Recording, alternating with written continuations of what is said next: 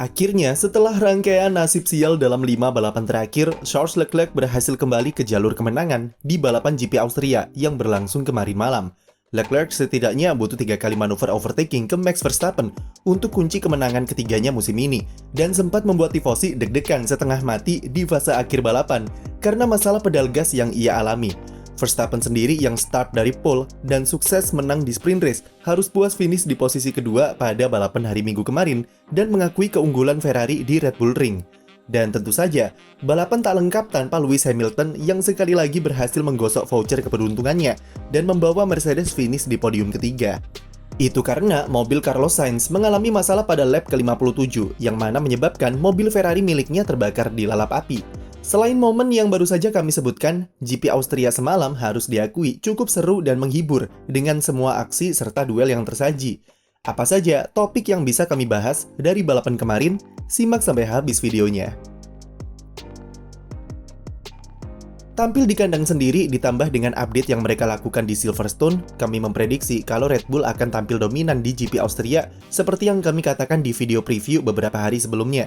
Meskipun Max Verstappen cukup menjanjikan dengan raih pole position dan menang sprint race, rupanya prediksi kami meleset dengan Ferrari yang tampil ganas sepanjang balapan hari Minggu kemarin. Sejatinya, ketika sprint pun, Red Bull sudah dibuat ketar-ketir oleh pace kencang yang ditujukan oleh Charles Leclerc.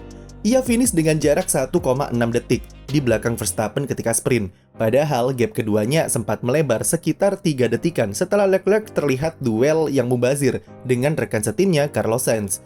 Kekhawatiran akan pace Ferrari itu benar-benar terjadi ketika balapan hari Minggu. Sejak awal start, Leclerc sama sekali tidak membiarkan Max Verstappen lepas begitu saja. Ia mampu menjaga gap untuk selalu di bawah 1 detik dan terus berusaha mencari momentum untuk menyalip. Sampai akhirnya, Leclerc dengan berani lakukan manuver dive bomb di tikungan keempat pada lap ke-12 untuk mengambil alih pimpinan lomba. Sejak itu, praktis, Ferrari mengambil alih kendali jalannya balapan dan tampil cukup nyaman sebagai mobil tercepat di sirkuit. Secara strategi, bisa kami bilang Ferrari sangat sempurna dalam hal eksekusi. Mereka nampak belajar dari kesalahan dan memanfaatkan tidak adanya Sergio Perez yang harus DNF karena mobilnya rusak usai senggolan dengan George Russell di lap pembuka. Red Bull mau tidak mau harus memasukkan Verstappen ke pit terlebih dahulu beberapa lap setelah disalip Leclerc karena degradasi bannya cukup tinggi. Alhasil, Verstappen sempat tercecer ke posisi 7 setelah pit dan kehilangan banyak waktu karena harus menyalip beberapa pembalap di depannya.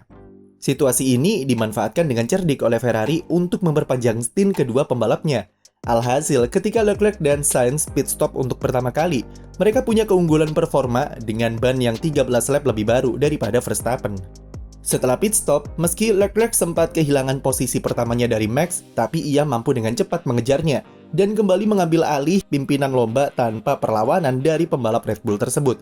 Situasi yang sama juga terjadi setelah pit stop kedua dan itu membuat posisi Ferrari di balapan kemarin sangat kuat. Sayangnya, eksekusi strategi yang sempurna tersebut tak mampu bekerja dengan maksimal setelah mobil Carlos Sainz alami masalah pada lap ke-57. Ketika ia sedang mengejar Verstappen untuk rebut posisi kedua, tiba-tiba mobil Ferrari-nya melambat dan mengeluarkan asap. Ia kemudian menghentikan mobilnya di run-off tikungan 4 sebelum mobilnya kemudian terbakar dan Sainz beruntung bisa keluar dari mobil dengan cepat. Itu membuat Ferrari gagal kunci finish 1 dan 2. Serta bagi Sainz tentu apa yang ia alami kemarin lagi-lagi merupakan episode baru dari nasib sial yang kembali menghampiri dirinya. Sainz kemungkinan besar akan mengambil penalti ganti mesin di GP Prancis 2 pekan mendatang. Sampai saat ini Ferrari belum memberi konfirmasi tentang masalah apa yang dialami oleh mobil Sainz. Race yang semula berjalan normal dan menjanjikan seketika berubah menjadi kekhawatiran bagi para tifosi yang menonton semalam. Secara kebetulan, setelah insiden Carlos Sainz, mobil Leclerc mengalami masalah pada pedal gas di mobilnya. Di sambungan radio, ia mengatakan kalau pedalnya sedikit tersangkut dan tertahan sekitar 30% on throttle ketika lepas gas. Itu menyebabkan Leclerc kesulitan ketika melakukan downshifting dan harus berhati-hati ketika menikung supaya tidak melintir. Sementara itu, Verstappen yang tepat ada di belakangnya semakin mendekat karena pace Leclerc yang sedikit melambat. Kami cukup yakin kalian para tifosi yang menonton di rumah semalam pasti deg-degan dan keluar keringat dingin menyaksikan Leclerc sempoyongan dengan masalah di mobilnya. Bisa dikatakan kalau 5 lap terakhir adalah 5 lap terpanjang yang pernah dialami oleh Ferrari dan penggemarnya. Pada akhirnya, Leclerc berhasil mengamankan pimpinan lomba dan sukses kunci kemenangan di akhir balapan. Apa yang ditunjukkan Ferrari di GP Austria harus dimanfaatkan oleh tim sebagai momen kebangkitan karena mereka tidak disangka-sangka mampu tampil cukup kuat di kandang Red Bull dan curi kemenangan di sana. Kalau ditanya mana yang seharusnya jadi tim terbaik di GP Austria kemarin, kami pasti dan tidak akan ragu untuk menjawab tim favorit sejuta umat saat ini, yaitu tim Haas.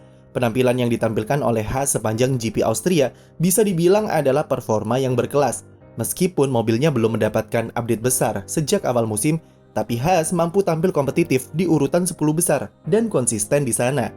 Sejak kualifikasi, duet Magnussen dan Mick Schumacher berhasil lolos ke sesi Q3 dengan start dari posisi 6 dan 7. Penampilan heroik ditunjukkan oleh Mick ketika sprint race dengan manuver bertahannya yang sangat rapi dan fighting spirit yang tinggi ketika berduel dengan Lewis Hamilton. Meskipun kurang senang dengan keputusan tim yang lebih mengutamakan Magnussen, tapi Mick mampu menunjukkan performa yang bagus secara tim dengan menahan Hamilton selama mungkin dan membuat rekan setimnya itu bisa menjauh untuk kunci posisi ketujuh di sprint race. Performa apik tersebut kembali ia tunjukkan di balapan hari Minggu dengan beberapa manuver overtaking yang berkelas serta pace yang ia tunjukkan sangat kompetitif di 10 besar. Itu kemudian berbuah manis di akhir balapan karena Mick sukses kunci posisi ke-6 ketika finish yang merupakan raihan terbaik sepanjang karirnya di F1 dan Magnussen selesaikan race di posisi ke-8. Hasil double point ini membuat Haas naik satu strip ke posisi ke-7 di klasemen konstruktor menggeser AlphaTauri yang tak dapat poin sama sekali.